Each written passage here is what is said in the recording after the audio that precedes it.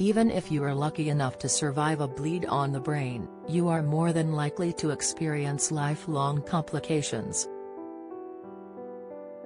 Factors that contribute to a stroke risk include high blood pressure, smoking, and obesity, but could where you live really have an impact?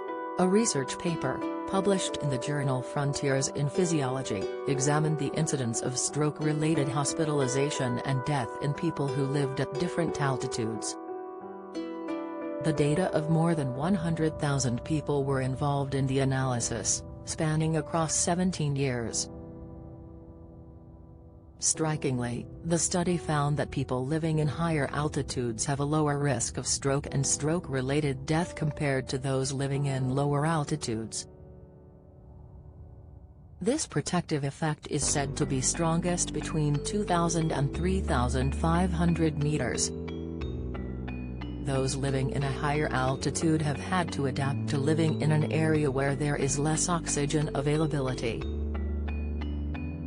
This research study took place in Ecuador, a country in South America, as the presence of the Ecuadorian Andes means that people in the country live at a wide array of altitudes. Low altitude, under 1,500 meters. Moderate altitude, 1,500 to 2,500 meters. High altitude, 2,500 to 3,500 meters. Very high altitude, 3,500 to 5,500 meters. Professor Esteban Ortiz Prado said, "The main motivation of our work was to raise awareness of a problem that is very little explored. That is, more than 160 million people live above 2,500 meters and there is very little information regarding epidemiological differences in terms of stroke at altitude." Professor Ortiz Prado added that his research contributed new knowledge that from a physiological view, people living at high altitude are different from those living at low altitudes.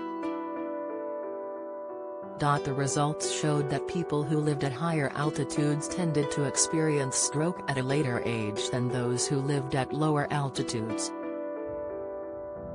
Furthermore, those living at higher altitudes were less likely to be hospitalized or die from stroke. The hypothesis as to why this is goes as follows: it may be that people who live at high altitude have adapted to the low oxygen conditions, and more readily grow new blood vessels to help overcome stroke-related damage. They may also have a more developed vascular network in their brains that helps them to make the most of the oxygen they intake, but this could also protect them from the worst effects of stroke. England is considered to have low altitude, so how can you minimize your risk of a stroke? One of the best things you can do to minimize your stroke risk is to bring down high blood pressure. The experts at the NHS advise you to undertake lifestyle adjustments, such as drinking less caffeine. Caffeine is not only found in coffee, it is also found in tea, cola, and some energy drinks. It is also helpful to minimize the amount of salt you consume, so do not add any extra to your cooking or food.